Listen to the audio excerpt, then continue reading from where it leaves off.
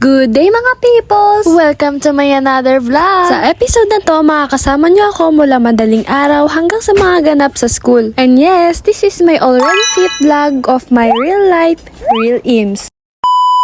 Tahimik ang mundo pero gising na ang isip ko. Sa katahimikan ng alas 4 ng umaga, nananalangin muna ako sa Ama. Ibinibigay ko sa Kanya ang lahat, ang takot, ang pagod at ang mga pangarap. Dito nagsisimula ang araw ko. Sa kusina, may ilaw na agad. Maaga rin gumigising si Mama. Nagsasaing, nagluluto ng ulam, tahimik na sakripisyong araw-araw niyang ginagawa. At syempre, hindi mawawala si Red Pin. Ang pusa naming laging nakaabang, parang bantay ng kusina. Pinauna ko muna ang pagpapakulo ng tubig habang ako ay nagsisipilyo. Pero hindi lahat marunong maghintay. Lalo na ang aso at pusa namin. Oo.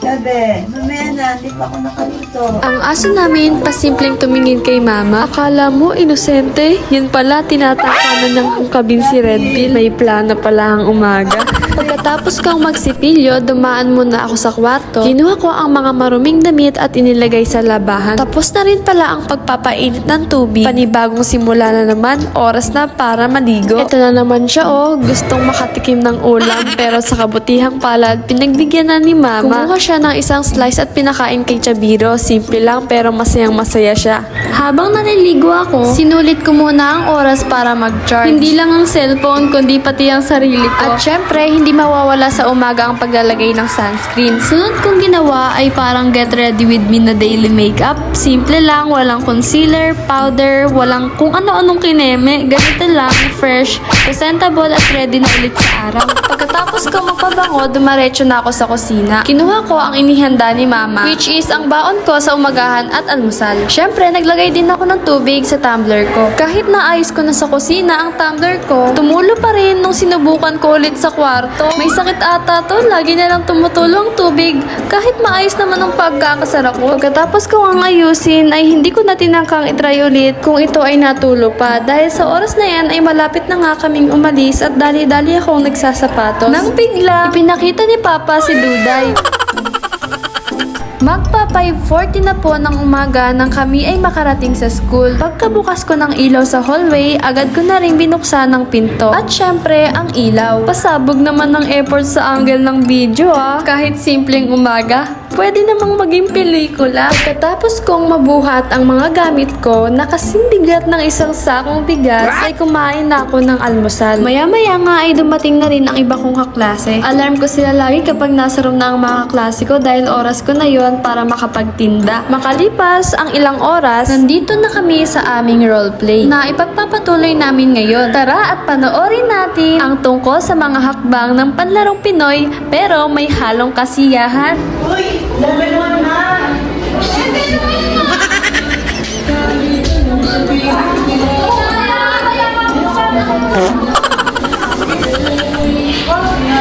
Sis!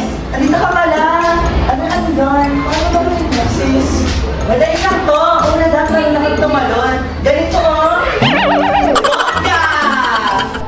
Gusto naman luto nito? Sis! Noong unang panahon, nung matatanda ko yung mga lola mo, 10 to 100 to. Pero ngayon, students na tayo. 10 to 7 to. Like 10, 20, 30, 40, 50, 60, 70. Mali! May mas bonggang laro pa dyan. Eh di ano pa? Piko? Piko? Oo, piko! Piko? Ano laro yan? Piko? Raramba ba kami dyan? Ganito ba?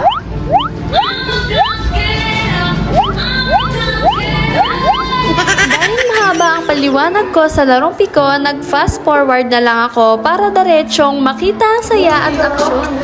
Ayun na, nagsajakon sila. Pwede mo sumali? Huwag kayo magpatuloy dyan, hindi naman marunong yan. Huwag ka mahiya, mas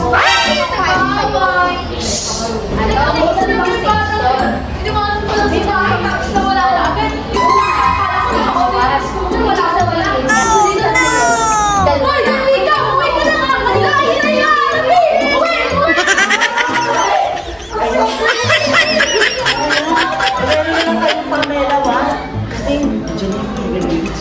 Evil Witch? Oo, yung nanay ni Johnny. Ganun lang tayo. Ito oh. Pamela 1. Pamela 1. Pamela 2. Yung Pamela 2, ituturo ko yung pangalawang player. Malapit na rin kaming matapos at ang kasunod naming grupo ay hakbang muli sa pagluluto. Bago sila magtungo sa pagluluto, meron silang pasabog na intro.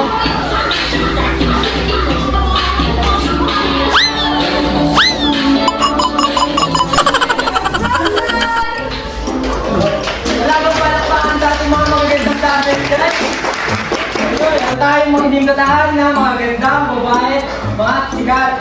Makilala natin si Princess Mary at si CJ Nicole.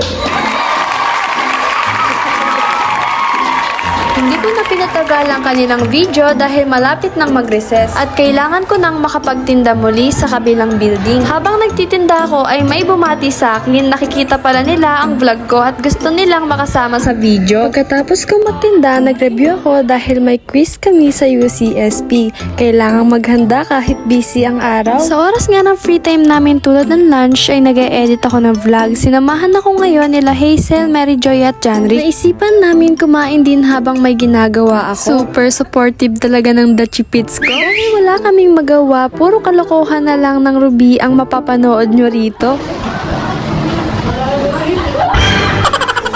At syempre, hindi mawawala ang boys at the back na pasaway. Nagluto pa talaga sila ng pansit canton sa room. Grabe, hindi mo aakalain. Uwian na nga po at sobra ang sikat ng araw ngayong 3 p.m. Nakakatuwang isipin kahit gaano ka-busy ang umaga at tanghali, may mga simpleng bagay tulad ng bonding sa tinda at sariwang hangin na nagpapaalala sa akin kung bakit masaya ang araw-araw.